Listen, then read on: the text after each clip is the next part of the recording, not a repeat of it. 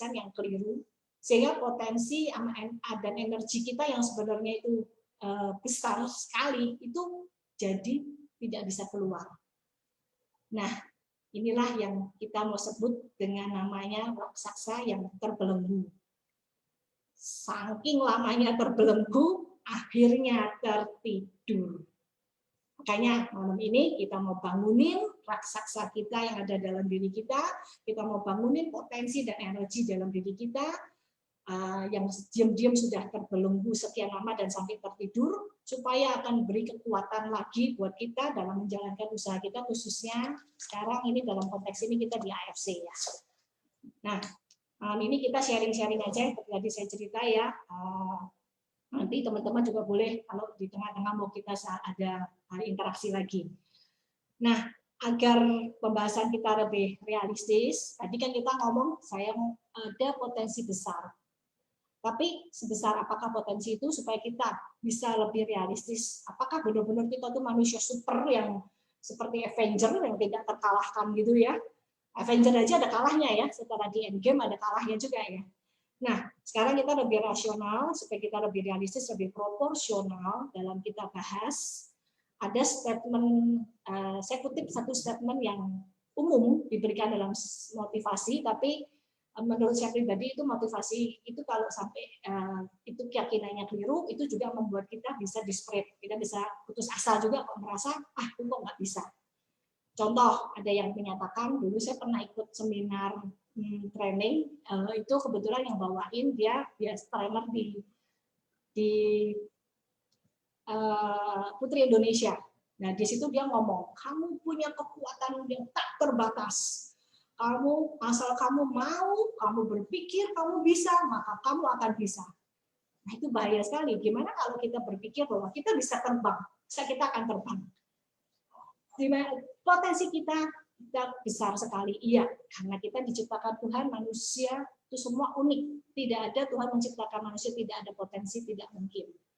Tapi kalau benar-benar tanpa batas, potensi manusia tak terbatas, itu menurut saya pribadi itu keliru, karena yang tak terbatas itu kesempurnaan itu hanya milik Tuhan. Kita diciptakan dengan unik, secitra dengan Tuhan, kita dibanding dengan ciptaan lain, manusia adalah ciptaan paling sempurna dengan akal budi, dan kita punya potensi-potensi yang terus bisa berkembang. Tapi tetap ada satu keterbatasan kita, di mana ada sesuatu yang tetap hanya Tuhan yang bisa. Contoh sekarang pandemi aja, manusia kalau sudah kena namanya wabah, udah kena namanya gempa bumi, sudah kita kecil sekali ya. Jadi ada tetap kekuasaan yang di tangan Tuhan. Tapi saya percaya Tuhan masing-masing menciptakan kita itu unik. Ada potensi besar dan super yang Tuhan taruh ya di dalam diri kita. Nah, riset-riset humaniora itu mengatakan bahwa sebenarnya potensi besar setiap kita itu tidak semuanya keluar saat ini. Diam-diam itu hanya keluar mungkin hanya 10%. 90%-nya itu masih terpendam. Hanya segelintir orang yang dia bisa keluarin luar biasa sehingga akhirnya keluarlah yang jenius-jenius itu ya. Sebenarnya setiap manusia punya potensi, cuman kadang-kadang mereka itu terpendam, dan ternyata yang terpendam itu seperti gunung es itu bisa sampai 90%. Jadi kenapa? Karena ada raksasa yang masih tertidur di dalam diri kita, yang masih perlu kita bangunkan agar ia aktif dan bekerja, bisa termanifestasi dan menghasilkan pencapaian yang maksimal. Nah, sekarang kita belajar kenapa kok raksasa itu tertidur. Mengapa potensi besar kita itu tertidur? Nih ya, seperti gunung es ya. Ternyata yang di bagian bawah jauh lebih besar potensinya daripada yang di atas. Kalau ini orang biasa sebut ini dengan sebutan alam bawah sadar ya. Ternyata alam bawah sadar kita, kalau kita juga ada belajar itu kuat sekali, luar biasa sekali kekuatannya alam bawah sadar kita. Tapi ini kita nggak bahas hari ini tentang alam bawah sadar. Saya bukan ahlinya di situ, tapi saya cukup pernah belajar bahwa ternyata kekuatan alam bawah sadar itu luar biasa. Sampai waktu itu ada dipraktekkan dengan jari aja, itu saat alam bawah sadar itu dikeluarkan, 4 orang angkat dengan jari, bisa ngangkat orang gede gitu ya. Karena ternyata itu salah satu potensi manusia yang ternyata begitu dikeluarkan itu dahsyat banget.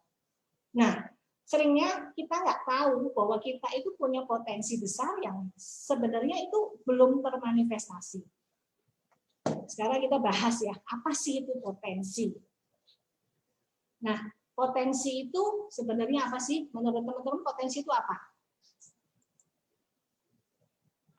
Ini saya kok nggak bisa buka chat ya, sorry. Pak Angga, saya nggak bisa buka chat. Apakah ada yang membahas tentang, menjawab tentang potensi? Boleh minta tolong dibacakan? Nah, ini potensi sama dengan kemampuan. Kemampuan ya, oke. Harapan. Oke. Oke, apalagi nih teman-teman? Ada lagi. Apa itu Bakat. potensi? Bakat, yes. Peluang. Apa ide. Ide. Peluang, ide, talenta. Okay. Kekuatan diri. Oke, terima kasih partisipasinya. Terima kasih Angga. Siap, Ci. Angga jadi disetrap nih ikut. Kalau saya ngikut pasti, Ci. Ini soalnya dari judulnya keren dan saya kan udah baca juga PPT-nya.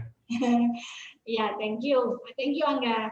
Ya, ini saya mengutip dari Kamus Besar Bahasa Indonesia ya. Potensi adalah kemampuan dan bakat yang ada dalam diri yang sangat mungkin dikembangkan menjadi lebih baik atau lebih besar. Jadi sebenarnya masih terpendam ya potensi ya, belum terrealisasi. Jadi potensi itu modal dasar untuk kita melaksanakan tugas dan memikul tanggung jawab kita untuk mencapai target-target yang rasional tentunya. Potensi itu perlu diolah dan didaya gunakan untuk satu pencapaian yang maksimal. Ada yang menggolongkan potensi, itu ada tadi betul ya yang disebut kecerdasan juga ya. Nah, potensi ada yang berupa kecerdasan. Kecerdasan ada beberapa macam. Saya sebutkan di sini 7 kecerdasan. Numerik, angka-angka yang biasanya ahli matematika. Tadi kita sudah bahas matematika juga ya. Makanya tadi ahlinya keluar semua itu angkanya. Nah, itu numerik. Yang kedua, kecerdasan verbal. Berkata-kata, memilih menggunakan kata. Itu biasanya cocok ini kalau di network juga cocok ya. Pembicara-pembicara yang pintar-pintar memberikan motivasi gitu ya. Terus ada yang ketiga musikal, yang pintar bermain musik, dengerin musik aja dia udah langsung ngerti ini nadanya apa, ngikutin sekali udah langsung ngerti, itu kecerdasan musikal. Yang keempat spasial, pintar di abstraksi ruangan, pintar di gambar bangunan yang biasanya arsitek, desain interior gitu ya. Kemudian motorik, digerak, tari, olahraga, itu biasanya kecerdasannya di motorik. Ada kecerdasan sosial, bergaul, berorganisasi. Ada juga kecerdasan mekanikal, solusi-solusi teknis, misalnya yang di bengkel gitu ya. Nah, ada juga yang menggolongkan kecerdasan itu jadi 3 hal, yaitu kecerdasan analisa atau sintesa atau kognitif, itu berdasarkan logika aja, semuanya di logika, cerdas di logika, dan biasa kalau dalam tes itu yang dites adalah kita sebut intelligent quotient atau IQ. Yang kedua, kecerdasan emosi atau bisa disebut biasanya EQ. Dan kecerdasan emosi ini baru muncul terakhir-terakhir ini dan ternyata itu dirasa juga perlu sekali kecerdasan emosi itu untuk orang mulai berkembang dan maju. Khususnya di network marketing ini kita juga perlu sekali ya kecerdasan emosi. Dan yang ketiga adalah kecerdasan spiritual atau SQ. SQ ini juga baru terakhir-terakhir ini mulai muncul dan ternyata kecerdasan spiritual ini juga diperlukan supaya orang nggak juga jadi putus asa. Karena di saat-saat ada saat-saat tertentu, di saat logika sudah nggak bisa, nggak ada jalan keluar, iman yang bekerja, kita betul-betul butuh Tuhan, nah itu SQ itu sangat-sangat berpengaruh. Bahwa manusia akhirnya merasa bahwa memang kita nggak bisa dengan kekuatan sendiri, ada mengandalkan Tuhan. Seperti yang terus didengung-dengungkan Pak Ernest juga ya, AFC yang hebat, bukan kitanya, tapi karena Tuhannya yang hebat ya. Nah, kecerdasan SQ itu juga penting sekali. Jadi kecerdasan ada 3, tadi kognitif atau analisa atau IQ, emosi atau EQ, dan yang terakhir SQ, spiritual. Nah, setiap orang itu pasti punya salah satu bidang, atau mungkin bisa lebih, atau mungkin semuanya juga bisa. Nah, potensi itu juga bisa berupa skill. Digolongkan 3 juga, conceptual skill, yang biasa bimbing teori-teori, profesor-profesor gitu ya. Ada juga managerial skill atau organizational skill. Dia pintar untuk organisasi. Biasa manager, supervisor itu ya. Dan yang ketiga, technical skill. Butuh solusi-solusi teknis. Manager skill dan technical skill di sini di network AFC ini juga dibutuhkan ya. Kita gimana mau organisasi tim kita, gimana kita juga butuh solusi teknis kayak kita tahu hitungan marketing plan-nya, ngerti gimana website-nya. Nah, sebenarnya masing-masing itu bisa nggak sih teman-teman? Kita semua bisa. Tapi kita nggak sadar bahwa sebenarnya kita tuh punya potensi-potensi itu. Nah, melalui tes bakat, melalui tes potensi yang tadi IQ gitu ya, itu kita bisa kenalin. Kadang-kadang nggak melalui tes yang resmi gitu, tapi melalui tugas atau proyek yang sedang dikerjakan. Mau tahu, aku bisa ya ternyata ya. Kok potensiku kok aku ternyata bisa seperti ini ya. Kita baru sadar bahwa kita punya potensi yang selama ini kita sendiri nggak sadarin. Melalui interaksi dengan orang lain, tiba-tiba teman kita mungkin tahu, ternyata kamu canggih ya di sini ya. Nah, itu kita baru sadar, ternyata kita punya potensi yang terpendam. Nah, bisa juga kita kan berinteraksi, terus ternyata ada satu masalah yang orang lain mungkin nggak kepikir, tapi tiba-tiba kita kepikir, ternyata kamu punya potensi juga untuk menyelesaikan suatu masalah-masalah tertentu. Nah, dengan interaksi dengan orang, kita melihat bahwa sebenarnya semua orang itu punya potensi. Nah, kita sebenarnya sadarin ya, bahwa sebenarnya semua orang itu butuh untuk secara kebutuhan psikologis, itu dia butuh untuk merealisasikan potensinya. Begitu dia bisa merealisasikan potensinya, itu dia akan menimbulkan satu kepuasan. Teman-teman merasa nggak? Begitu kita berhasil melakukan sesuatu yang ternyata itu pun pertama kita nggak sadar, ternyata aku bisa ya. Dan itu ada muncul satu kepuasan yang kita nggak pernah alamin sebelumnya. Ternyata ya mampu seperti ini. Kita melihat potensi kita yang selama ini kita juga nggak pernah menyadari, selama ini kita merasa nggak bisa. Ternyata ini keluar begitu kita, khususnya yang saya lihat ya, begitu masuk di network marketing, banyak potensi-potensi yang orang bilang, dulu nggak bisa loh aku, dulu saya nggak seperti ini. Ternyata setelah masuk di network, karena di sini tidak dituntut yang seperti istilahnya kita mau nggak mau kan ini usaha kita sendiri, akhirnya orang keluar dari apa yang dia sudah punya, itu akhirnya dia pelan-pelan mulai keluar, ternyata bisa begini, bisa begini, bisa begini. Nah, jadi kita harus sadarin bahwa kita punya potensi besar yang belum termanifestasi. Supaya potensi kita yang tertidur itu bisa kita keluarin lagi. Yang kedua, mengapa potensi besar tertidur? Ternyata ya tadi ya, ada gagasan, keyakinan yang keliru. Ada yang hal-hal negatif yang kita pikirkan, yang keliru, yang membelenggu kita. Jadi kita di tes awal kan, di awal-awal kita sudah coba tes ya. Ternyata begitu ada gagasan-gagasan, ada kebiasaan dulu yang kita nggak sadar, itu kebiasaan yang membelenggu kita, ternyata rasionalitas kita pun bisa terbelenggu. Nah, ini ada satu contoh juga ya, gagasan yang salah itu kadang-kadang kan karena pengalaman negatif zaman dulu. Bisa juga yang kita dengar terus-menerus, misalnya mohon maaf, kalau ada orang tua yang mungkin dulu karena mungkin tekanan atau gimana, terus setiap kali dia marah dia selalu ngucapin ke anaknya, kamu tuh memang nakal, kamu tuh memang bandel, kamu itu memang bodoh, kamu nggak bisa, kamu memang nggak bisa apa-apa, kamu nggak bisa apa-apa. Itu nggak sadar, terus didengar, lama-lama anaknya nggak sadar ngomong, iya aku tuh memang nggak bisa apa-apa, aku tuh memang bodoh, udahlah, nggak ada masa depan, lama desu, karena gagasan yang keliru.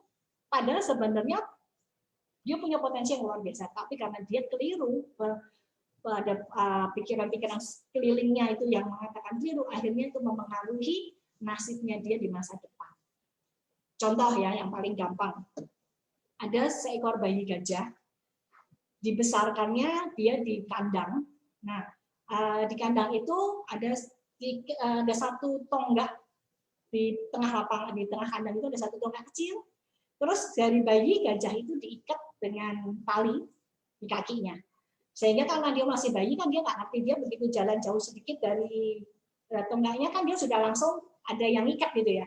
Jadi dia cuma berpikir kekuatan dia bisa melangkah cuma sekian jaraknya sesuai panjang talinya. Jadi dia cuma bisa muter sekitar tali itu aja. Makin jah itu tambah besar, tambah besar, tambah besar. Tali itu nggak dilepas. Terus didiamkan seperti itu. Akhirnya gajah itu berpikir, ya aku cuma bisa sekitar ini aja.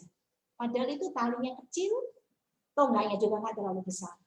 Kalau gajah itu tahu bahwa dia adalah seekor gajah yang punya potensi besar yang luar biasa, dia pasti akan tarik itu tali, dia akan lari dan pasti tongkatnya itu akan jatuh. Tapi karena dia dibelenggu dari awal dibesarkan dengan bahwa ya cuma kamu bisa segini, kekuatanmu cuma segini, dia nggak tahu bahwa dia punya kekuatan super. Itu ya keyakinan yang keliru, gagasan yang keliru itu mempengaruhi sikapnya. Contoh satu lagi, telur Raja Wali. Kita tahu ya Raja Wali burung yang seperti apa hebatnya ya. Tapi dia salah kandang. Dia jatuh, dierami oleh induk ayam. Dierami sampai menetas. Akhirnya setelah menetas dia dibesarkan oleh kalangan induk ayam-ayam itu. Dia melihat sekelilingnya adalah teman-temannya itu ayam yang hanya bisa jalan dan terbang pelan-pelan, terbangnya rendah. Dari situ si Raja Wali ini melihat dirinya adalah seekor ayam yang tidak punya kemampuan apa-apa. Ketika dia memandang ke atas, dia melihat ada seekor Raja Wali yang terbang tinggi, membumbung tinggi. Dia cuma bisa mengagumi, wow hebat ya itu ya. Bisa terbang di atas, aduh alangkah senangnya aku kalau aku bisa terbang di atas seperti burung yang di atas itu. Padahal dia adalah Raja Wali. Tapi karena dia dibesarkan dengan keyakinan keliru bahwa dia adalah seekor ayam, akhirnya dia tidak keluarkan potensi itu bahwa dia juga bisa terbang tinggi seperti Raja Wali yang lain. Nah, itu ya. Jadi kalau ada gagasan yang keliru, itu membelenggu juga potensi-potensi kita. Termasuk tadi ya, diam-diam banyak kan keyakinan-keyakinan kalau saya ngajakin teman, saya pun sendiri deh, awal-awal kali saya diajak network, saya ngomong apa? Saya nggak bisa. Itu buat kamu yang pintar ngomong, kenalannya banyak. Tapi kalau saya nggak bisa. Saya nggak mampu, saya nggak bisa ngomong. Saya sebenarnya tipikal anak yang pendiam. Kalau nanti ketemu sama kakak saya, mungkin bisa lihat kakak saya akan jauh lebih pintar ngomong dibanding saya. Saya itu pendiam. Anita dulu tidak pernah dianggap karena saya terlalu pendiam. Kalau Ardian memang termasuk orang yang supel gitu ya, tapi saya pendiam. Makanya itu saya merasa saya juga nggak bisa. Tapi ternyata saya berusaha memberantas bahwa itu ternyata pikiran saya yang keliru. Nah, setelah saya memberantas pikiran saya keliru, mulai itu keluar potensi-potensi yang memang Tuhan sudah taruh di tiap masing-masing kita ya. Nah, karena kita dibesarkan dengan pikiran yang tadi ya nggak bisa, akhirnya kita berpikir bahwa kita tidak bisa. Nah, sekarang gimana cara kita membangunkan potensi super itu ya?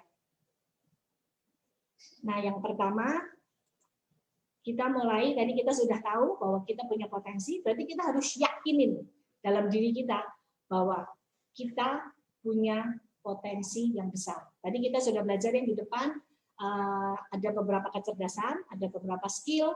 Ya tadi kecerdasan, mungkin kita punya kecerdasan verbal. Ya, kecerdasan verbal ternyata bisa dipakai di sini. Tapi karena dulu pendiam kita nggak ngerti, ternyata begitu kita kumpul sama teman, kecerdasan verbalnya keluar. Mungkin kita punya kecerdasan motorik, ya, yang mungkin bisa membantu juga mungkin di saat-saat acara itu kita jadi tim penyemangat juga. Nah, kita punya kecerdasan yang tadi analisa, IQ, kita punya kecerdasan emosi, kita mungkin punya kecerdasan spiritual juga, dan bisa mengembangkan tim. Jadi kita yakin dalam diri kita ini memang sebenarnya kita punya potensi. Jangan lagi kita beranggapan bahwa kita itu nggak mampu, kita tuh nggak bisa apa-apa. Buang itu semua keyakinan yang keliru. Yakinin bahwa setiap kita diciptakan Tuhan unik. Pasti ada sesuatu yang Tuhan kasih di dalam diri kita. Apa itu? Kita yang tahu setelah kita mulai masuk dan kita mulai mau membuka diri dan mau membangunkan apa yang selama ini mungkin diam-diam tertidur. Nah, yang kedua, cara membangunkan potensi super tentunya dengan tadi membongkar keyakinan-keyakinan yang keliru, kita ganti dengan keyakinan baru yang positif. Contoh, ada orang yang berpikir, aku bisa bahagia kalau aku mengejar kesenangan. Pokoknya kalau aku hura-hura, happy-happy, kumpul-kumpul yang kayaknya membuat aku bisa hahihi, bisa senang-senang, itu aku bahagia. Nah, sebenarnya itu ada keliru juga kalau ternyata waktu dia mengejar kebahagiaan itu ada sesuatu hal yang dikorbankan. Contoh, kita dulu waktu kita mau SMA gitu ya, SMA atau kuliah gitu. Nah, sekarang ini banyak-banyak anak milenial juga kan. Mungkin saat kuliah ada godaan. Mau dugem, jalan-jalan, atau seujian ini kita mau belajar atau kita mau godaan teman-teman, ayolah belajar melulu, ya, ayo kita senang-senang kita dugem gitu. Atau kita mau pilih kita belajar. Mungkin besok ujian mata kuliahnya yang penting, yang kalau sampai kita ngulang, waduh itu juga berbahaya juga gitu. Mungkin IP kita jadi gimana dan kita harus mundur lagi kuliahnya karena itu udah final. Nah, sekarang kita memilih untuk kita senang-senang, tapi kita akhirnya nggak belajar dan nggak lulus, atau kita memilih, oke, aku tetap bisa atur waktu, tapi yang penting masa depan aku ini yang tak pentingin, bahwa aku harus tetap belajar supaya aku besok bisa mengerjakan tes dengan baik. Atau ada juga yang saya ada satu teman yang guru piano ya. Nah itu dulu pasti waktu kecil. Dulu saya termasuk papi saya pengen ngajarin saya main musik gitu. Tapi ternyata saya tergoda untuk sering bolosnya daripada belajarnya. Akhirnya sekarang saya nggak punya kemampuan itu. Sekarang lihatin teman-teman yang punya kemampuan itu wah enak banget gitu ya. Nah, sekarang jadi dan dia menikmati jadi guru dan ya enjoy gitu karena itu memang hobinya. Nah, waktu kecil itu mungkin dia sudah lebih memilih untuk mengorbankan mungkin dalam tanda kutip kalau anak kecil itu ya waktu bermainnya yang mungkin itu adalah dianggap masa bahagianya dia korbankan mungkin 1-2 jam dalam 1 minggu itu untuk dia belajar, tapi akhirnya dia punya suatu kemampuan lebih. Nah, berarti kita mulai harus berani membuat prioritas. Berani mengorbankan kesenangan kalau memang kesenangan itu ternyata membawa petaka. Dan kita siap kadang-kadang untuk rela menderita juga demi mewujudkan, demi menstimulasi terwujudnya potensi-potensi kita. Nah, karena kita juga lihat ya tadi ya, pikiran-pikiran yang keliru. Jadi contoh-contoh yang ada kan bermula semua dari pikiran. Nah, kenapa kok kita perlu bongkar pikiran-pikiran kita yang keliru itu? Karena ternyata pikiran-pikiran yang keliru itu, kalau terus-menerus dierami, pikiran itu bisa mempengaruhi satu keyakinan. Keyakinan yang terus dierami, diulang-ulang, itu ternyata mempengaruhi sikap. Bayangin kalau pikirannya negatif, akhirnya membuat keyakinannya juga negatif. Aku nggak bisa, aku memang nggak berarti apa-apa. Ya, akhirnya keyakinannya negatif, sikapnya pasti juga akan beda. Dia akan jadi orang yang minder, nggak berani bersikap, nggak berani ngambil keputusan, dan akhirnya sikap yang berulang-ulang itu membuat kata-katanya, tindakannya itu jadi negatif. Yang keluar kata-kata mungkin menyakitkan orang, mungkin kalau dia negatif terus. Ada juga mungkin kata-kata yang menista dirinya sendiri bahwa, aduh, udahlah orang lain mah bisa, kalau aku mah nggak bisa. Dan itu hati-hati, Kalau terus-terusan itu jadi habit. Kalau terus-terusan negatif itu kita alami juga, habit ini akan membentuk satu karakter juga. Dan karakter itu akan menentukan destiny kita. Jadi hati-hati ya, pikiran kayaknya sepele, tapi kalau itu keliru, itu bisa menentukan destiny kita juga bisa sampai. Kalau negatif, jadi negatif. Kalau kita dari awal pikirannya positif, kita yakin bahwa Tuhan ciptakan kita unik, Tuhan pasti ciptakan saya ada sesuatu yang Tuhan pakai untuk jadi berkat buat orang lain. Saya belajar juga dari sini adalah dari Pak Ernest ya. Cerita-cerita beliau itu luar biasa banget. Dari dia berani melawan arus, di mana orang-orang berpikir kayaknya nggak mungkin, tapi dia punya satu keyakinan, aku bisa. Karena dia sudah yakin bahwa oke, dia dari cerita Pak Ernest sih, Pak Ernest selalu buat dalam doa. Begitu dia yakin, orang bilang kamu gila ya, waktu dia pindah ke Houston, orang-orang bilang ya ampun itu lagi badai, lagi porak-poranda, orang keluar dari sana malah Pak Ernest masuk. Itu berani ngelawan arus, tapi dia Pak Ernest sukses di sana. Balik ke Indonesia, nggak tahu apa-apa tentang MLM. Bangun MLM, dilecehkan orang, tapi karena dia yakin, akhirnya sukses. AFC sekarang masuk 5 besar peringkat MLM Indonesia. Nah, kita belajar ya, begitu Pak Ernest punya pikiran yang benar, keyakinan yang benar, sikapnya benar, tindakannya, habitnya, akhirnya destiny-nya juga sukses. Jadi kita belajar dari situ ya. Pak Ernest bisa membangunkan potensi super yang ada dalam diri beliau sehingga jadi hal yang luar biasa. Contoh juga sekarang dengan kita ikut Zoom seperti ini juga kita mengorbankan juga waktu ya. Tapi teman-teman yang saat ini ikut Zoom, belajar, akhirnya dapat ilmu, kita pasti juga ini akan jadi bekal untuk kita makin maju lagi. Karena ini juga kadang-kadang harga yang harus dibayar. Dulu, sekarang enak kita tinggal Zoom. Dulu saya harus berangkat ke Jakarta naik kereta untuk belajar. Karena kita memang perlu sekali untuk terus meningkatkan diri. Potensi ini salah satunya juga perlu diasah dengan belajar. Nah, sekarang apa hubungannya antara tadi kita ngomong potensi itu dengan bisnis kita yang networking ini?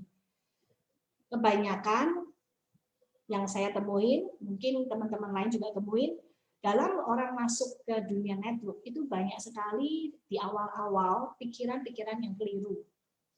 Pikiran yang keliru tentang network, sehingga akhirnya membuat tidak bisa berkembang. Termasuk itu yang saya alami juga. Awal-awal saya punya pikiran yang negatif tentang network, membuat saya tidak bisa berkembang juga akhirnya. Nah, kita harus bongkar pikiran-pikiran yang keliru tentang keyakinan-keyakinan kita tentang network yang keliru, supaya akhirnya kita juga bisa menjalankan network ini dengan baik. Ada orang yang punya keyakinan, alah MLM, malu-maluin. Kayaknya kerjaan orang desperate, kerjaan orang yang sudah putus asa, nggak bisa ngapa-ngapain. Banyak ya, dulu yang punya pikiran gitu ya. Sehingga kalau mau nawarin teman, karena ini dianggap MLM, malu kok aku kayak orang yang nggak ada kerjaan lain. Padahal kalau kita lihat dari hasil survei yang mantan Najwa itu ya, penghasilan networking itu sekarang ini malah nomor 1. Dan melalui network itu ternyata orang-orang yang benar-benar secara manusia, pikiran manusia nggak mampu karena nggak punya modal, kayaknya mungkin nggak dianggap, tapi dia bisa jadi pemenang. Istilah from zero to hero banyak terjadi di MLM. Kalau tidak melalui network, kapan orang-orang yang tidak punya modal ini bisa bangkit menjadi seperti orang kaya yang lain, yang punya modal? Nah, sekarang kita belajar dulu di sini apa sih esensi dari networking. Kenapa kok kita anti dengan kata-kata networking atau orang bilang MLM? MLM kalau saya bilang mulut lewat mulut ya. Saya nggak ngomong multi level marketing karena sebenarnya itu adalah sistem pemasaran juga. Nah, sebenarnya apa sih inti dari networking itu? Kita ngomong sekarang network vs networking. Network itu jaringan, networking itu berjejaring. Nah ini sebenarnya, setuju nggak teman-teman? Kalau network ini adalah realitas hakiki manusia, nggak bisa disangkal. Tubuh kita ini terdiri dari sistem jaringan juga. Ada sistem pencernaan, sistem pernafasan, sistem reproduksi, penglihatan, pendengaran, dan semuanya saling terkait, saling berhubungan, saling bekerja sama. Jadi ada network dan networking di dalam tubuh kita. Dari asalnya Tuhan sudah ciptakan kita memang sedemikian. Dalam kehidupan sehari-hari, kita sering nonton TV. TV, ada unit TV-nya, ada jaringannya juga. Jadi siaran TV adalah hasil jaringan yang berjejaring dengan stasiun TV. Kita nonton Zoom ini juga berjejaring juga, ada yang pakai provider ini, ada unit komputernya, ada jaringan yang pakai internet apa gitu ya. Jadi ini juga merupakan jaringan. Kita pakai air, sekarang ini di Indonesia kebanyakan kita ngomong PDAM ya. Itu kan berjejaring juga. Air kita ada salurannya juga. Jadi jaringan dan berjejaring itu kodrat. Itu mutlak dan nggak dapat disangkal. Itu sudah kodrat kehidupan yang sudah ditetapkan untuk menghasilkan kemaslahatan, kegunaan buat hidup manusia. Jadi kenapa kita harus anti, kita menolak itu. Kalau kita menolak networking, kita menolak network, artinya sebenarnya kita menolak kehidupan dan itu nggak realistis.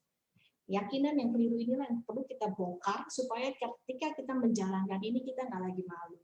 Kita nggak lagi merasa bahwa kita menjalankan sesuatu yang kenapa orang kok tidak menjadikan ini satu hal yang fokus utama, karena keliru berpikir tentang MLM ini, tentang usahanya ini. Nah, sekarang apa sih sebenarnya usaha pemasaran MLM ini? Sebenarnya kita ini adalah sistem pemasaran. Sistem pemasaran itu ada dua, konvensional dan modern. Sistem dulu waktu saya kuliah, saya dulu belum kenal apa itu MLM. Saya cuma dulu mengagumi ketika guru dosen saya, kebetulan dulu rektor di Satya Wacana, Pak John I. Halau, itu dia selalu mengajarkan sistem pemasaran modern itu menarik sekali. Nah, apa sih sistem konvensional dan modern? Konvensional itu yang melalui beberapa rantai distribusi. Dari awalnya sole distributor, kemudian melalui agen, kemudian bawahnya grosir, terus ada agen-agen kecil, sampai akhirnya retailer dan konsumen. Ada mata rantai yang panjang, yang mana nggak cuma sekedar mata rantai ini aja, saluran distribusinya yang panjang, tapi harus ada biaya yang dikeluarkan juga, biaya iklan dan lain-lain. Nah, di sistem pemasaran modern, rantai pemasaran yang panjang dan biaya iklan ini dipangkas. Karena yang modern adalah dari produsen langsung ke konsumen. Biaya pemasaran yang tinggi ini akhirnya diberikanlah kepada konsumen. Enak nggak konsumennya sebenarnya? Sebenarnya konsumennya enak. Yang tadi biaya iklan segitu mahal, ada juga rantai-rantai distribusi yang dinikmatin orang. Itu yang tidak mungkin dinikmati konsumen, yang mungkin awalnya modalnya cuman, mohon maaf, misalnya nih contoh ya, yang saya pernah tahu baju ya.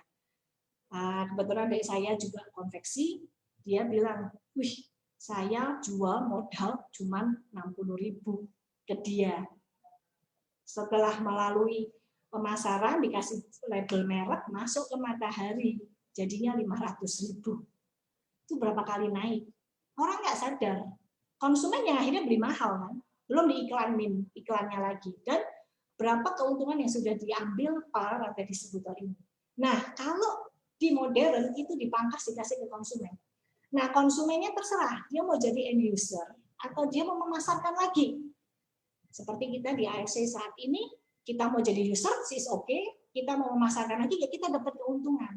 Nah, sebenarnya ini keuntungan-keuntungan yang dinikmati oleh orang-orang yang mungkin, ya kalau kita ngomong rantai distribusi segitu banyak, mereka punya modal, inilah yang dipangkas dan diberikan kepada kita. Makanya kenapa AFC dijadikan MLM karena Pak Ernest berpikir kalau cuma konvensional, yang untung siapa? Ya pasti AFC-nya. Yang kedua Pak Ernest, yang ketiga kalau melalui Guardian, berarti Guardian. Kita jadi konsumen yang kembali beli mahal tanpa bisa dapat keuntungan apapun. Kita mau ngomong, hey Shopee bagus loh, tapi karena kita beli di Guardian, ya yang dapat untung yang mereka yang punya modal itu. Tapi dengan Pak Ernest bikin AFC jadi multi level dengan sistem pemasaran modern, akhirnya yang harusnya dinikmati orang-orang yang mungkin hanya yang punya modal yang bisa buka dan bisa bergabung dengan AFC, akhirnya kita bisa menikmatinya. Jadi kita harus tahu bahwa ini sebenarnya tidak memalukan, ini juga sistem pemasaran, malah sistem pemasaran modern. Dan dulu dosen saya, Pak Joy, itu selalu ngomong, sistem pemasaran modern itu yang menguntungkan konsumen. Sebenarnya kita diuntungkan, makanya sarana untuk nolong orang pun melalui sistem MLM itu sangat dimungkinkan. Ya, dari sini kita tahu ya, bahwa sebenarnya kita nggak perlu malu ngejalanin ini. Direct selling itu sebenarnya lebih fair juga ya, karena kan tadi kita lihat motong banyak saluran distribusi yang mungkin kalau kita yang nggak punya modal banyak, itu kita nggak pernah bisa jadi rekanannya AFC. Tapi dengan sistem MLM kita jadi rekanannya AFC. Nah, jadi kita perlu ubah paradigma kita yang keliru supaya kita tidak terkubur oleh pola pikir yang salah ya. Nah, kenapa sebenarnya MLM itu akhirnya bisa membuat suatu terobosan yang luar biasa yang tadi from zero to hero.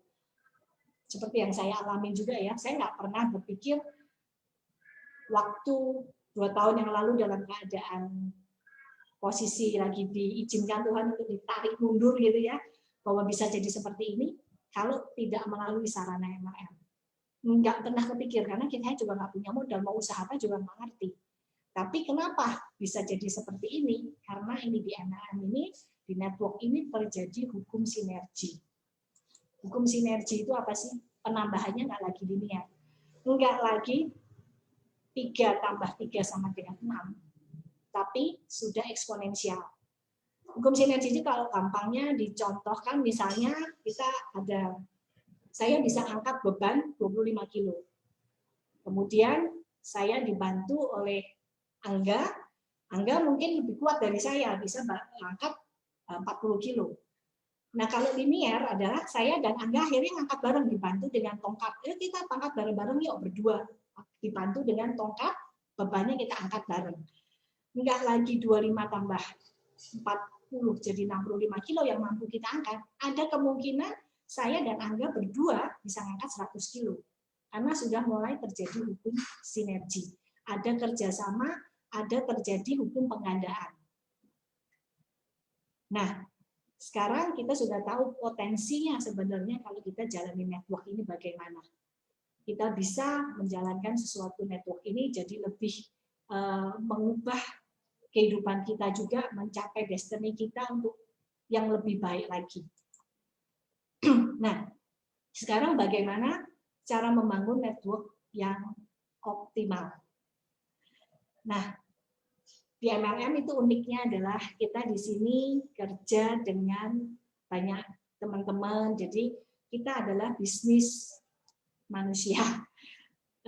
Kita tidak hanya ketemu dengan komputer yang kita nggak perlu perlakukan mereka dengan benar, tapi kita perlu memperlakukan orang dengan benar karena ini adalah kita saling berhubungan satu dengan yang lain. Jadi kita perlu saling menghargai karena di sini juga nggak ada bos, nggak ada atasan, di sini semua kita setara. Nah, dari situ kita perlu benahin pikiran dan keyakinan kita masing-masing. Ada satu ilustrasi yang saya pernah dengar. Jadi ini ceritanya ada seorang motivator, dia lagi mau bikin, besok mau ada seminar. Nah, malam itu dia lagi persiapan, tiba-tiba anaknya yang umur 5 tahun, tiba-tiba ngerengek-ngerengek, Pak, yuk main dong, bosen nih Pak, yuk dong. waduh, ini dia seorang motivator, berarti dia harus tahu memperlakukan anak dengan benar. Nggak mungkin hanya dibentak-bentak, oh nggak apa-apa lagi dapatkan, nggak mungkin juga. Dia seorang yang memotivasi, dia harus memperlakukan anak dengan benar. Dia berpikir ini gimana ya caranya anaknya lagi minta main, sedangkan dia lagi sibuk dan waktunya sudah mepet sekali. Akhirnya anak kecil ini harus dialihkan. Lalu dialihin, nanti dia akan punya kesibukan sendiri, dia nggak menunggu saya lagi. Oke, yuk kita main yuk. Dia cari mainan yang kira-kira anak umur 5 tahun nggak akan bisa menyelesaikan dengan cepat. Nah, setelah itu dia lihat ke perpustakaannya dia, nah ketemu nih dia. Oke, kamu senang main puzzle kan ya? Iya pak, senang pak. Oke, kalau kamu bisa selesaiin puzzle ini, nanti papa kasih hadiah. Kamu minta apa deh, papa beliin. Hore, anaknya udah senang. Terus pasalnya dilihatin apa? Peta dunia. Anak umur 5 tahun suruh nyelesain pasal peta dunia. Anaknya cuma diam aja. Terus papanya pikir, kamu pasti butuh waktu berjam-jam untuk menyelesaikan ini. Oke ya, papa gunting ini. Ya gunting-gunting, anaknya lihatin, dia gunting-gunting. Terus setelah selesai, oke nanti ini ditempel di sini, ini nanti lemnya kayak gini ya, oke.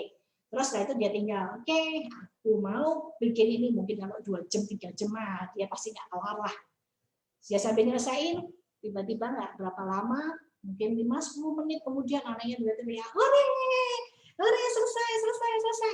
Pikir papanya selesai, nempelinnya kayak apa lagi? Nanti jangan-jangan sebelahnya Indonesia, nanti ditempelinnya negara Afrika lagi. Jadi dia pikir nggak mungkin bisa gitu, peta dunia. Akhirnya dia lihat, oh iya nak, bisa saya papa hadiahnya mana? Itu dia lihat, benar loh jadi. Apa yang bingung? Loh, kok bisa jadi kamu seperti ini? Anaknya senyum-senyum. Tadi waktu papa gunting-gunting, saya lihat di belakangnya itu ada gambar wajah orang, wajah manusia. Jadi saya nggak usah gabungin peta dunianya, saya tinggal nyatuin mata di mana, hidung di mana, mulut di mana, dan akhirnya jadilah peta dunia itu. Papanya langsung ketempelak, wah kayaknya saya besok ganti topik ini. Ternyata untuk membenahi dunia yang harus dibenahin adalah kita lebih gampang membenahi diri kita sendiri daripada membenahi dunia. Jangan berharap banyak untuk kita bisa menyelesaikan semua masalah dunia kalau kitanya sendiri nggak beres. Jadi untuk memperbaiki satu wajah dunia yang harus diberesin siapa? Manusianya dulu. Dia melihat dari apa yang dilakukan anaknya. Oh ternyata untuk memberesin tim kita, untuk memberesin keluarga kita, dimulai dari diri kita masing-masing. Jadi benahi masing-masing keyakinan kita yang mungkin keliru, yang mungkin membelenggu kita, masing-masing kita sadari kita ada keliru, kita berubah. Sama-sama kita berubah. Karena dengan masing-masing itu kita berubah, kita jadi satu tim yang akan makin kuat. Maka anggota timnya juga akan solid, masing-masing juga diberdayakan dengan kekuatan super masing-masing. Sinergi itu kita masing-masing orang beda-beda. Kemampuan A dan kemampuan B beda. Bayangin kalau ini jadi satu tim. Itulah kenapa network bisa dahsyat luar biasa. Karena kemampuan tiap orang yang berbeda ini dijadiin satu. Jadi satu kekuatan sinergi yang dahsyat. Potensi manusia masing-masing itu disatuin. Itulah makanya kenapa jadi luar biasa sekali ya network itu.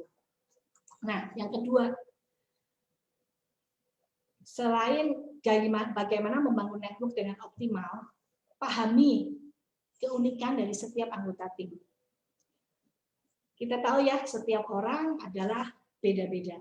Kemampuan beda-beda. Latar belakang berbeda-beda. Pemikirannya beda-beda.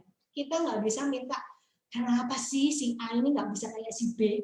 Kalau semua kayak si B kan enak. Tapi kita di sini ketemu dengan berbagai macam jenis orang yang dari aneh sampai menyenangkan. Dari nyebelin sampai, waduh ya enak nih kalau kumpul sama ini. Macam-macam yang kita temuin. Makin gede network kita, makin banyak masalah, keunikan masing-masing ada.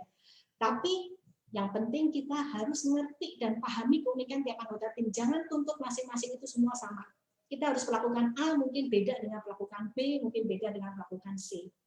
Masing-masing orang itu unik dan kita harus pahami. Contoh lagi ya, contoh lagi biar gampang lebih dipahami, bahwa setiap orang itu punya latar belakang yang berbeda. Nah, ini ada seekor 4 orang, A, B, C, D duduk di taman. Duduk di taman, dia nggak saling kenal, duduk yang satu di ujung kiri, ujung kanan, ada di ujung sebelah barat, ya. Terus ada seekor anjing, lucu anjingnya, gemuk, cukup besar juga. Nah, istilahnya apa kalau bahasa Jawanya itu ginak-ginuk gitu ya, lari-lari lucu gitu. Dari 4 orang yang berbeda yang tidak saling kenal ini, kita lihat wajahnya beda-beda. Yang si A itu wajahnya bisa sama takut-takut, sama kayak mau lari, sama sebentar-sebentar kayak cari sesuatu, kayak pegang tongkat, ada tongkat gitu ya, atau ada apa yang dia pegang, dia sudah siap-siap, yang siap-siap mau mukul. Dia terus ngeliatin anjingnya sama dengan pandangan sinis, dengan pandangan khawatir. Lain lagi dengan si B. Ini anjing yang sama ya, anjing yang sama yang lari-lari di taman yang sama dengan kondisi orang yang berbeda. Ternyata beda juga. Yang kedua dia lihatnya udah pengen mendekat, senyum-senyum, kayaknya bahagia gitu. Sudah kayaknya dia merasa udah wow, mukanya juga sumringah gitu. Yang C, yang ketiga, beda lagi. Dia ngeliatin dengan pandangan ngamatin, terus ngelirik sana, ngelirik sini, terus dia foto anjingnya, terus kemudian dia kayak mempelajari situasi. Nah, yang satu lagi, yang keempat, yang D, melihatnya juga sama, mirip dengan si C. Dia juga lihat sekeliling, tapi sekali-sekali dia nelan ludah sama ngeliatin sekeliling juga. Nah, ternyata kenapa teman-teman? Kok bisa anjing yang sama, kejadiannya sama, dilihat oleh 4 orang yang berbeda, kok reaksinya beda-beda? Ternyata yang pertama si A, itu pengen punya pengalaman. Nah, sekarang kita chatting deh, biar nggak bosan. Boleh minta tolong Angga lagi ya? Boleh minta tolong baca chat lagi Angga? Boleh, Ci. Tapi kali ini nggak ada hadiah ya? Nggak ada hadiah, belum ada ininya. Tapi boleh semua kita interaksi. Orang yang pertama, kenapa kok dia melihatnya seperti itu? Menurut teman-teman kenapa? Udah ada di balasan belum? Apa saya nggak bisa Pernah baca? digigit anjing, pahami keunikan masing-masing tim, chemistry, trauma digigit anjing. Oke, cukup Angga, terima kasih. Betul sekali. Anjing punya pengalaman buruk dengan anjing. Iya, benar. Ya. Benar, makanya pengalaman buruk dengan anjing. Si A itu ternyata punya pengalaman buruk dengan anjing sehingga dia merasa anjing itu sumber ancaman. Ini dia sikapnya negatif, khawatir, was-was, tindakannya dia akan lari, ngumpet, dipukul gitu ya. Nah, si B kira-kira apa teman-teman? Boleh minta tolong chat lagi? Oke.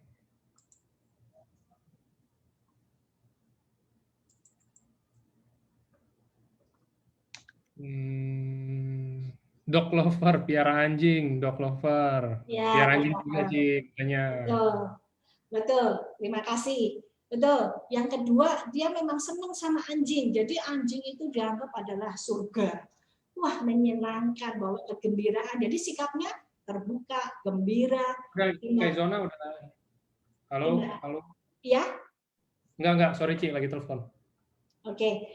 Nah, tindakan dia jadinya dia akan mendekat, dia akan mungkin gendong, diajak bercanda gitu ya.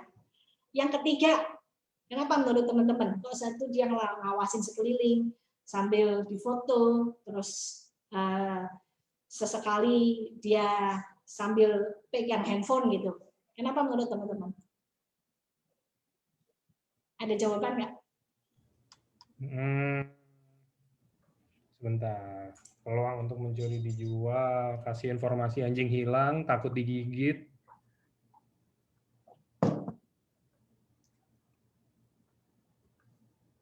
Pengen piara anjing tapi nggak bisa, jadi di foto-foto aja, takut dikejar.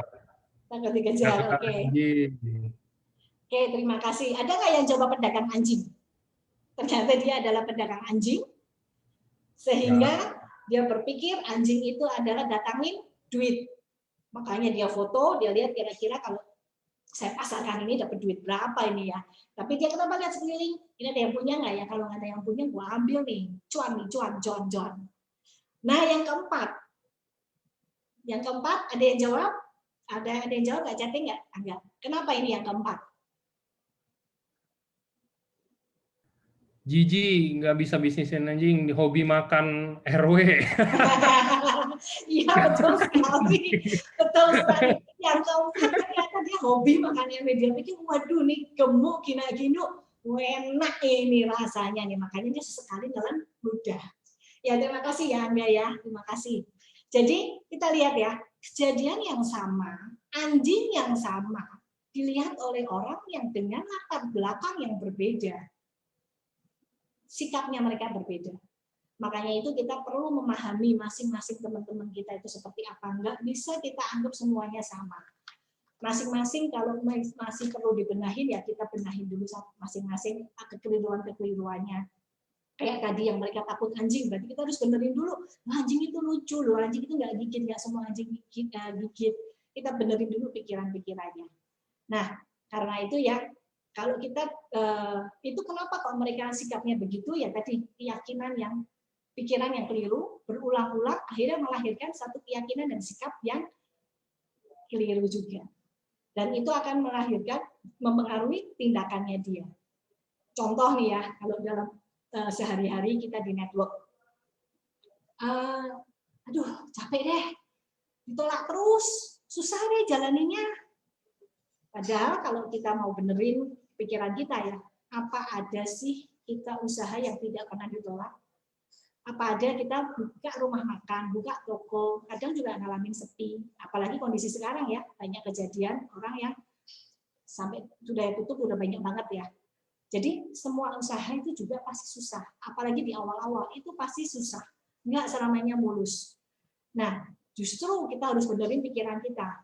Kalau kita ditolak, itu kenapa? Kita apa ada kita yang keliru atau ada sesuatu yang kita harus beresin. Nah, kita juga harus ngerti, kita belajar dari hukum Pareto. Saya baru prospek 10 orang, berhasil 2 orang. Jadi artinya kalau saya baru prospek 5 dan ditolak semua, ya saya belum 10 kok. Kan 10 ditolak 2, berhasil 2, berarti ditolak 8. Kalau baru 5, ya berarti belum. Itu belum masanya, mungkin belum waktunya. Ya.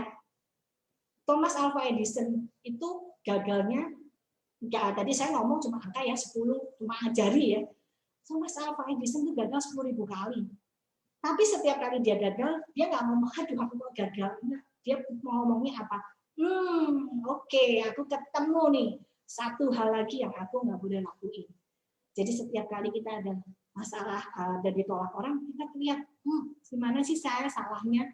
Kayaknya ini yang harus saya perbaiki. Oh, jadi saya deketin orang ini nggak boleh begini. Nanti kita kalau bikin list name, oke, ini masih nolak kita, nanti kita perbaiki dengan cara seperti apa.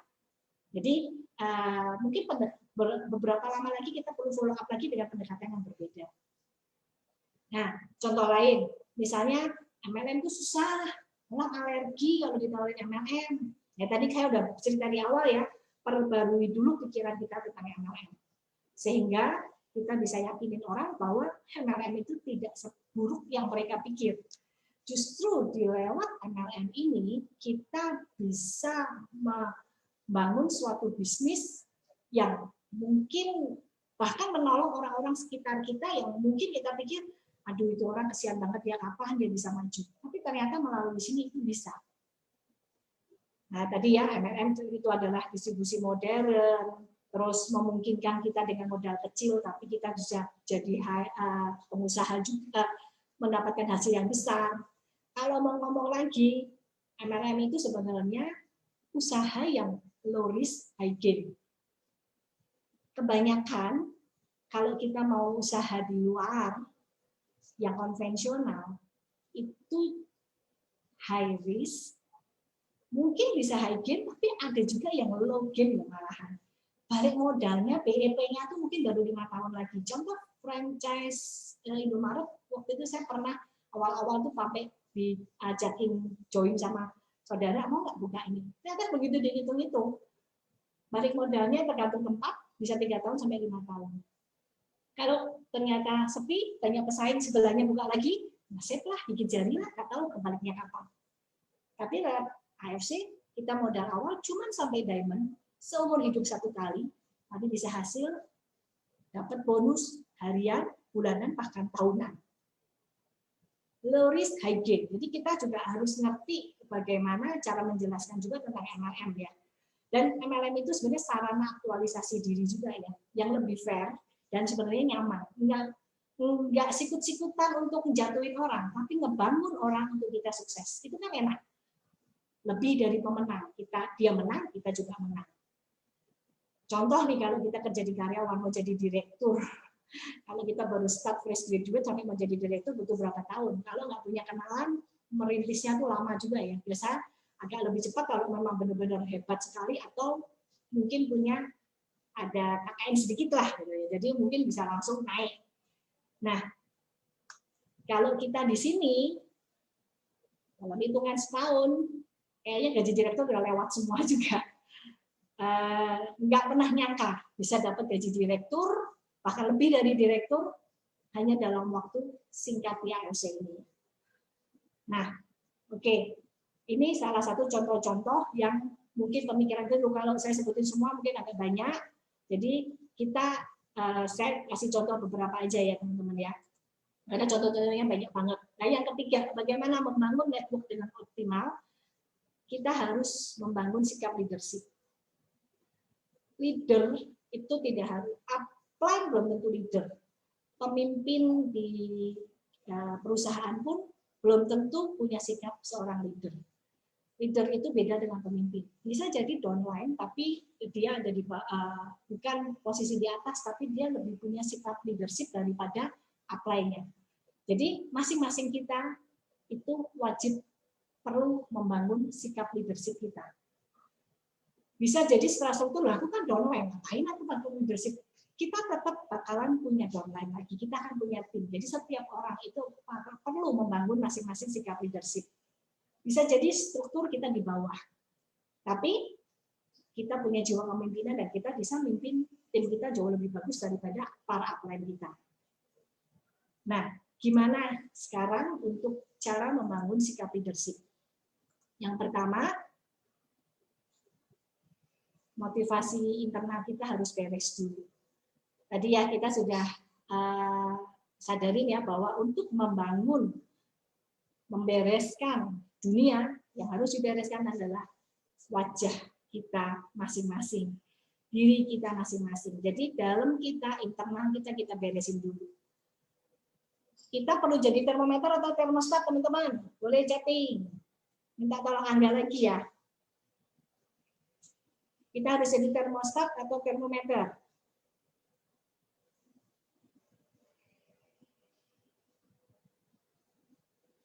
Enggak lagi. Termostat, termostat. Banyak yang beda-beda, Ci.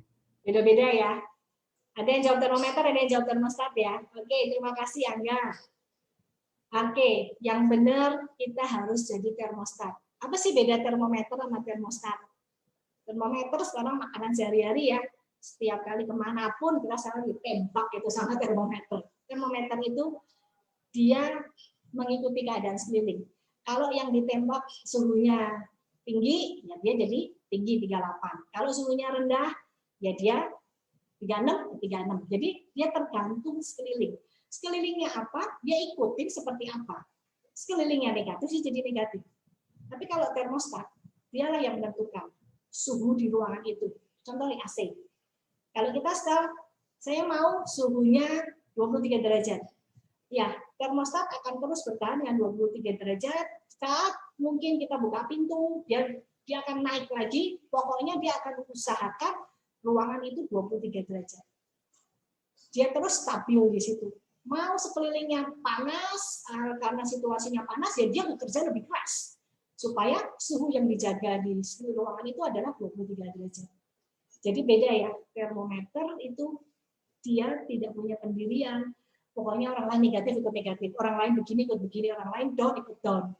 Tapi kalau termostat, tunjukkan bahwa oke, yang lain boleh down, yang lain boleh jatuh, tapi aku tetap stay di sini, aku tetap fokus, aku yang harus bangun mereka-mereka untuk ikut aku. Kita tetap tunjukkan bahwa kita stay di sini, benerin motivasi internal kita supaya kita juga tetap bisa membuat teman-teman kita akhirnya melihat, oh ya, aku harus seperti dia. Jadi kalau kita ketemu donaturnya rewel, marah-marah, ya jangan diajak berantem, jangan malah makin komplain melulu. Jadi kita juga harus gimana kita ngayomin mereka, kalau mereka lagi down didengerin, coba bantu masalahnya diselesaikan, deketin lagi. Nah, tunjukkan bahwa oke, kalau dia masih tetap, aduh Ci udah nggak mau jalan tuh, udah gini, oke, tapi saya tetap stay di sini. Nanti suatu saat mereka lihat kita akan terus berjalan, mereka masih balik lagi. Jadi tunjukkan kita bahwa kita jadi termostat. Misalnya nih, upline-ku nggak mau bantuin, aku kerja sendiri, upline nggak ada waktu. Kadang-kadang kita juga nggak bisa selalu ngandelin upline. Terus kita jadi down gitu ya. Nah itu kita jadi termometer kalau gitu. Kadang-kadang ini adalah bisnis kita sendiri. Kita harus sadari ini bisnisku, ya aku yang harus bangun bisnis ini. Upline bisa bantu, puji Tuhan, kita bersyukur, kita bisa dibantu sama upline. Andai pun upline nggak bisa bantu, ya ini bisnisku sendiri, ya gimana aku harus membangun bisnis ini. Jangan tergantung situasi, karena laju usaha kita nggak bisa dikandalkan orang lain. Nggak dengar apa itu nggak bantu, aku nggak bisa maju, nggak bisa juga. Ini usaha kita. Nah, setelah kita beres, kita dalam kita sudah beres, baru kita baru bisa memotivasi dan menginspirasi tim kita. Kayak tadi ya, kita sudah tahu latar belakang mereka berbeda, temukan kebutuhan mereka, temukan kebutuhan orang lain, supaya kebutuhan itu bisa dipenuhi dalam kerjasama dalam network kita itu. Motivasi di sini tidak melulu uang. Kadang ada kan yang butuh produk. Ada juga yang ternyata dia butuh pengembangan diri. Ternyata dia dengan di sini dia merasa dihargain, dia bisa tampil, ternyata dia happy, dia bisa dapat tepuk tangan, dia senang. Ada juga ternyata, aduh aku kesepian di rumah. Begitu masuk ke network, jadi punya teman. Dia yang pengen misalnya selama ini kurang dianggap di keluarganya, terus dia kepengen nampilin, aku bisa kok berprestasi di sini juga, bikin bangga keluarganya juga bisa. Punya identitas diri yang mungkin sudah usia supaya nggak pikun, jadi dia bisa lebih melihat bahwa kalau aku di rumah terus aku juga jadi pikun, tapi dengan aku bergabung di sini berpikir terus jadi malah awet muda karena jadi ngobrol sana banyak temen. Ada juga yang suka menolong orang. Saya ada ketemu satu bapak yang sudah pensiun, secara ekonomi beliau semua udah mapan, sudah pensiun juga. Nah ini mau gimana, mau minta ke bapak ini jalan. Nah ternyata ngobrol-ngobrol, oh bapak ini sering nolong orang. Nah kita buka, Pak, tuh bawahan bapak itu kan banyak yang bisa ditolong. Jadi dengan di sini ternyata banyak loh Pak yang terbantu, kita bisa nolong orang. Di sini saya juga melihat ya tim saya waktu ketemu terakhir itu dia ngomong, Kak makasih ya, dia punya yayasan anak jalanan itu rumah singgah yang selama ini sebelum masuk AFC ini selalu mengandalkan donatur. Saya sempat sih waktu itu ngucap, Ci, kadang-kadang ya donatur bagus juga, cuma kan kita nggak bisa selamanya begitu. Kalau Cici bisa usaha di sini, kita nggak, kalau donatur tetap jalan puji Tuhan, tapi kalau nggak pun nggak usah pusing, aduh nggak ada donasi gimana masuk anak jalanan itu. Puji Tuhan, ternyata kemarin dia ngomong, gara-gara pandemi donaturnya pada stop semua, tapi rumah singgah itu tetap jalan, dia tetap bisa biaya anak jalanan dari mana, dari hasil AFC. Jadi dari situ kita melihat ya kita bisa nolong banyak orang juga. Jadi motivasi tiap orang itu beda-beda. Ada yang suka jalan-jalan ke luar negeri, dia nggak sudah kaya udah ini tapi happy ya enak ya jalan-jalan ke luar negeri bareng-bareng yang lain. Jadi macam-macam ya.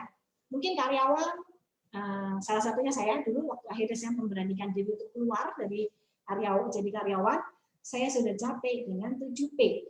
Pergi pagi, pulang petang, penghasilan pas-pasan. Pala pusing juga ya. Gaji nggak cukup sampai akhir bulan. Nah, macam-macam. Jadi ada yang mungkin pengusaha, dia takut keluar modal besar, dia mau anaknya belajar, nah dimasukin sini ya. Segala macam kita bisa melihat dari mana motivasi tiap orang itu beda, gimana kita bisa tahu motivasi kebutuhan mereka dan kita motivasi mereka untuk bangkit dari situ.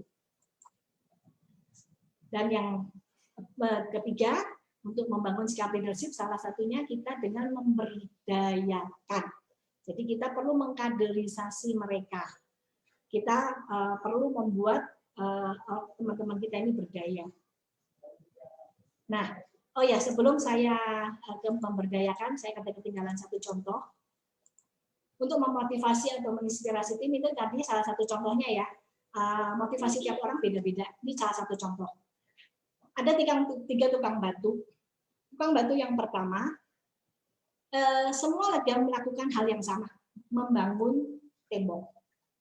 Dia lagi membangun, menata bata demi bata, ditambah semen, batanya ditata lagi, semua melakukan hal yang sama.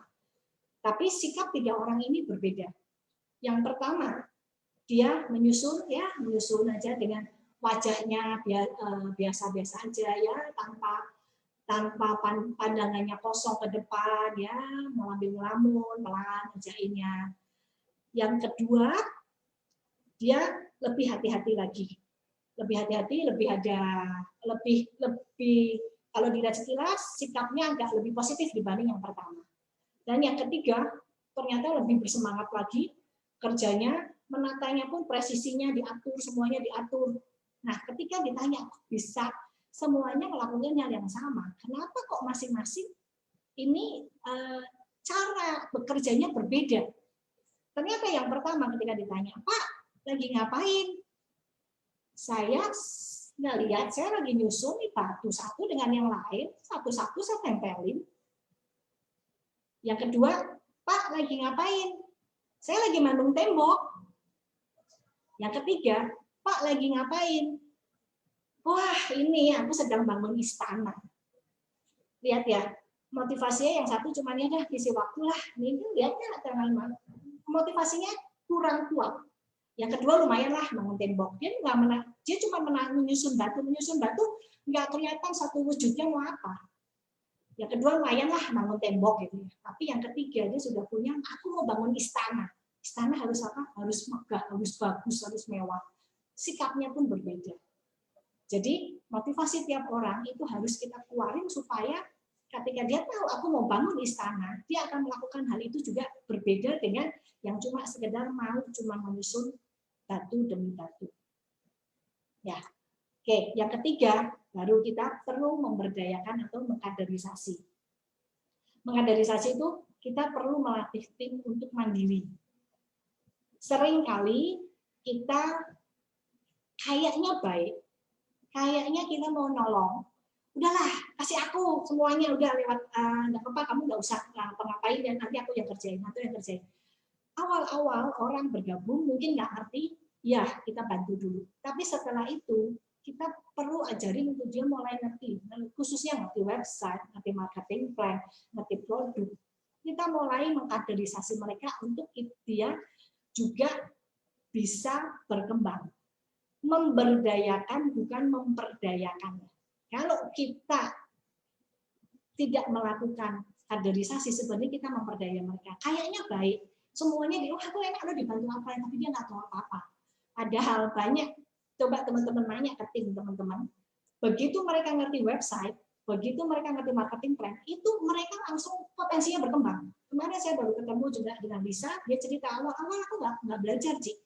Tapi begitu aku tahu website, wah langsung ideku keluar, harus gini.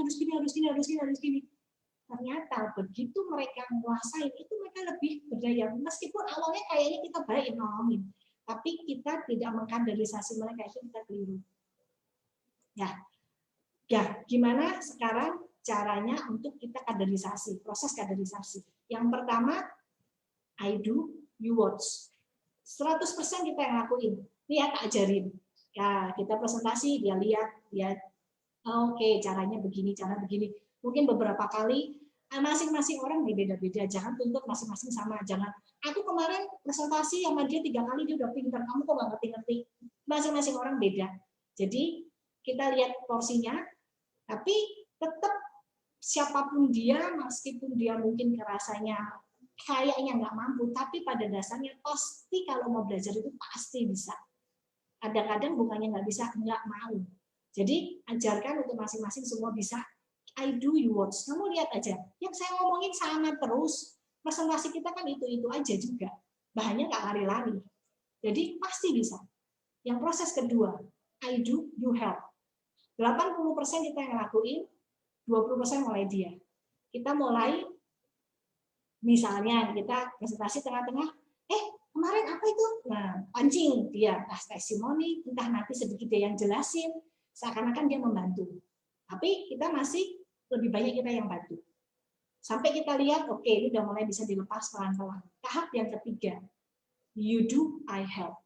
Dia udah 80% melakukan, kita masih bantu, jangan dilepas dulu. Jangan udah ya, udah bisa ya, presentasi sendiri. Nggak bisa juga, karena kan semua proses butuh proses belajar. Yang keempat, you do, I watch. Sudah 100% dia yang lakuin. Kita dampingin, kita lihat, oke, udah bagus kamu ini, paling ada masukan sedikit, tambahan gini, tapi sudah 100% dia melakukan. Yang terakhir, you do, someone watch. Artinya dia sudah berhasil. Duplikasi sudah terjadi. Yang pertama itu sebenarnya kita jadi model ya. I do, you watch, itu pertama jadi model. Yang kedua, kita udah mulai jadi mentor. Kita lihat, kita mulai dia libatkan pelan-pelan, sampai akhirnya porsinya lebih banyak lagi. Terakhir 100% dia yang sudah lakuin. Kita yang monitor aja. Nah, begitu dia sudah bisa melakukan semuanya sendiri, itu duplikasi sudah terjadi. Sudah mulai bisa dilepas. Dia sudah jadi leader yang bisa jalan sendiri. Dan kalau kita semua bisa melakukan ini, multiplikasi itu pasti terjadi. Jaringan kita pasti akan tambah gede, pasti akan lebih besar dan besar lagi. Karena semuanya ikut partisipasi. Sinergi itu terjadi, kerjasama itu terjadi. Nah, seperti ini ya, saya mengutip dari Ki Hajar Dewantoro ya. Ki Hajar Dewantoro itu punya filosofi ing ngaso sung tulodo. Di depan kita kasih contoh atau panutan. Jadi tunjukkan kita harus berhasil dulu. Saya jadi Bu Sido itu downline saya dorong. Ayo nih kamu harus jadi contoh di tim kita. Jadi kita harus di depan kasih contoh panutan dulu. Ing madyo bangun karso. Di tengah-tengah kita bangun semangat, niat, mauan, motivasi, kita dorong mereka. Terakhir, tut muri handayani. Kadang-kadang kita nggak tampil. Nggak selalu kita harus tampil. Kadang-kadang leader nggak selalu harus tampil. Tapi dari belakang kita dorong dia, untuk dia yang maju, dia yang tampil. Itu baru kita berhasil. Ingarso song tulodo, ing madyo bangun karso, tut muri handayani. Itu yang biasakan oleh Ki Hajar Dewantoro, di mana kita mau seorang guru mengajarkan seorang murid, dan itu ternyata berlaku juga waktu kita bangun tim di sini. Ya, jadi nggak selalu kita yang harus tampil, nggak selalu kita harus bicara, biarkan domain kita maju dan berkembang. Mereka happy, kita juga happy. Karena leadership itu kemampuan membuat orang dalam tim kita mau bekerja sama, bukan karena have to, bukan karena harus. Kamu harus gini, harus ini. Di sini nggak ada keharusan, tapi karena want to. Karena orang itu dari dalam memang pingin. Kalau sudah dari dalam motivasinya dia keluar, ada halangan apapun, dia tetap stay, dia akan terus terjang, dia akan terus jalan, dia nggak akan give up. Karena motivasi dari dalamnya dia itu yang kuat. Makanya yang Pak Niko bilang, kenapa why-nya kita harus kuat? Kalau why-nya kita kuat, ada masalah, ada halangan, ada rintangan, kita akan terus jalan. Ya, kalau semuanya itu bisa jalan, saya percaya multiplikasi network kita pasti akan terjadi dan terus berkembang. Jadi teman-teman, pemimpin sejati itu menciptakan kerjasama ya, komitmen enggak memaksa, tapi dengan melihat, menggali, mengembangkan potensi yang dipunyai timnya, sehingga sinergi terjadi. Dengan sinergi terjadi, multiplikasi terjadi. Jadi teman-teman semua, Go Bushido untuk semuanya yang hadir di sini. Ya, selamat malam. Terima kasih. Thank you Cianita sharingnya. Thank you teman-teman yang udah mempersiapkan waktu untuk hadir hari ini, ya kan. Menurut saya kayaknya tadi udah jelas banget ya teman-teman. Maksudnya bukannya nggak mau buka tanya jawab, cuman saya juga pasti bingung kan. Dari tadi semuanya kan udah dijelasin dengan baik. Lu mau nanya apa lagi gitu kan. Jadi gitu mungkin teman-teman bisa mengerti itu sedikit sharing ya. Kita nggak bilang training tadi, Cianita bilang sharing tentang gimana sih cara ngebangunin potensi yang kalian punya, gimana sih cara ngebangunin kemampuan yang terpendam yang mungkin kalian punya di saat kalian biasa bilang saya nggak bisa, saya nggak sekolah untuk itu loh, saya nggak pernah mimpi jadi agen MLM loh. Nggak ada yang mimpi itu. Kalau teman-teman tahu mungkin ya, kalau yang jual-jualan baju di Tanah Abang, mereka juga dulu cita-cita kecil nggak ada yang ditanya, kayak kamu cita-cita apa? Saya jualan baju di Tanah Abang, Bu. Nggak gitu juga kan, pasti cita-cita tuh yang keren, pilot, guru, dokter, segala macam. Dan ujung-ujungnya ya apa? Mungkin life find its way, jadi kayak ya udah emang jalannya ada jualan baju di Tanah Abang, atau kalau kalian mungkin emang ada jalannya join di EFC untuk sukses di EFC, ya mau gimana, kita harus jalanin, mau gak mau kan. Oke, thank you juga teman-teman semua udah tadi ada interaksinya bagus juga ya Ci, keren ya Ci. Nanti hadiahnya bisa langsung todong Cianita aja. Itu yang tadi dapat hadiah kan semuanya kan kenal tuh sama Cianita di grup kan. Udah langsung aja. Nanti langsung kasih alamat ya, bisa dipaketin. Ya, oke. Atau nggak mau tunggu sampai nanti ketemu di Bali juga nggak apa-apa kan Ci, baru dikasih langsung. Terserah dari teman-teman mau nunggu di Bali supaya kita bisa interaksi. Oke, kalau gitu thank you sekali lagi ya Cianita ya. Mungkin mau ada kata-kata lagi Cianita? Sementara cukup sih. Oke. Mudah-mudahan bisa bantu teman-teman semua ya. Untuk kemarin dikasih tema Maka Ernest wake up. Jadi ini wake up lagi, kita makin wake up lagi teman-teman. Kebetulan besok subuh saya juga harus berangkat ke Pontianak. Mantap. Roadshow. Ya, besok saya berangkat di Pontianak, bangun tim di sana juga. Jadi ya mohon doanya juga supaya bisa bangun tim di sana. Amin. Sukses buat teman-teman semuanya. Tetap jaga kesehatan ya. Utsukusinya jangan lupa terus diminum, karena saya dalam banyak dengar testimoni dari teman-teman yang rutin minum utsukusi itu ya, kita nggak ngomong 100% kita ngomongin dulu ini ya, cuman ternyata banyak yang terlindungi ya, tidak terinfeksi, kalaupun sampai sakit itu nggak sampai parah. Jadi produk kita ini sungguh-sungguh sangat bermanfaat sekali dan tepat sekali di saat ini. Jadi kalau teman-teman semua di sini tidak melakukan menjalankan bisnisnya ini sayang banget, karena ini kita sudah ada di dalam, ini kesempatan yang bagus banget untuk kita terus berkembang. Dan yakin pasti semuanya bisa, karena marketing plan AFC dirancang untuk dicapai, bukan dimimpikan. Ya, oke, sukses buat semuanya. Selamat malam, terima kasih kesempatannya juga. Selamat istirahat buat teman-teman semuanya. Angga, terima kasih. Ya, Ci. Ya, selamat malam semua. Go Bushido. Go Bushido. Malam semua, terima kasih. Bye.